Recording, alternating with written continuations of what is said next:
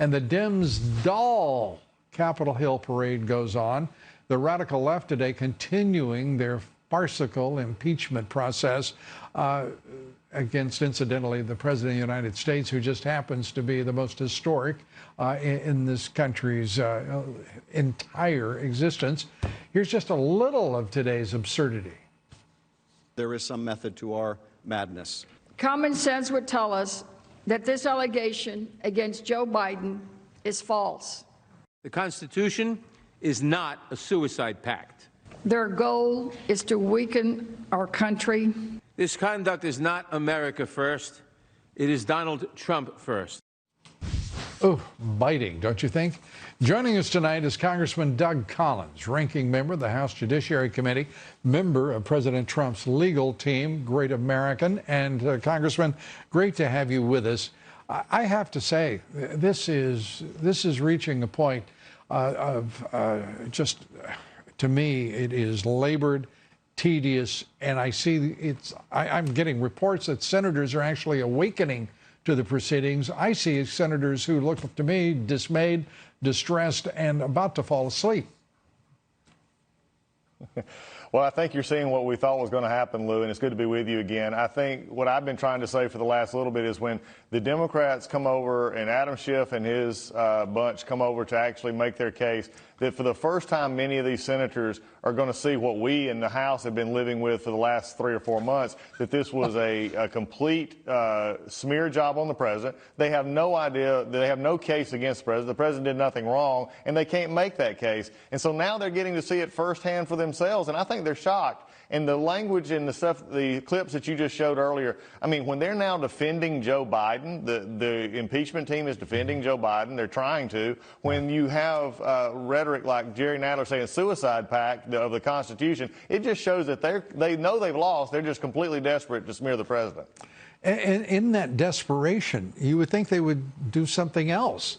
But they keep repeating the same language. They roll the same videotape of the same inert witnesses that were called by the left to support their nonsense at the very beginning. I mean, it is tedious and to me inexplicable that they would expect anything other than an outright electoral disaster for the Democratic Party come November.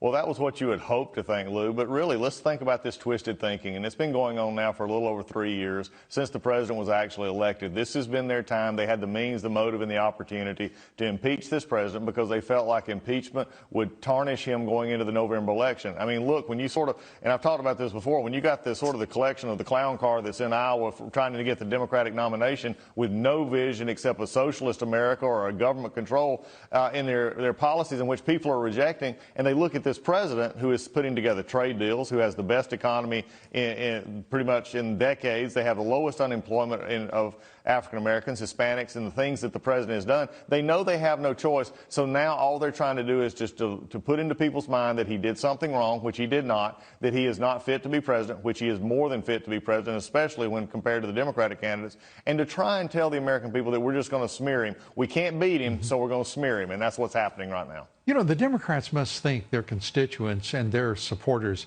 are just dumb as hell. That's the only way I know to put it.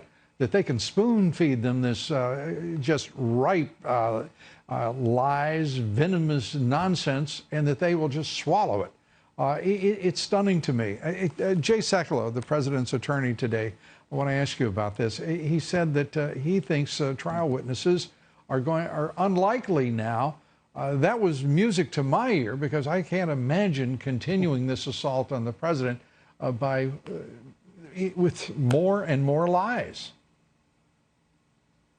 Oh, I agree. I think, look, when they've heard the Democrats now for not just during the trial motions and now into their presentation, they've said the same thing over and over and over again, and it's not making any headway. It's not making any new claims, even though they're trying to get everything in. When the president's team gets to stand up and make the clear and concise defense of the president, in which the facts have never changed. There was no problem with this call. There was no coercion of Mr. Zelensky. When they see the facts and they see the probability, the Senate's going to have a choice to say, why would I want to extend this bad hand that the Democrats are playing when I know the truth? Well, it's time to get back to the work of the American people and start working for them. And I think that's what's going to override hopefully next week in the Senate, and we can get this thing done. And then let's move forward with the agenda of the people, and then let the November election show that President Trump, his popularity among the people and what he has done will be, I think, vindicated in November.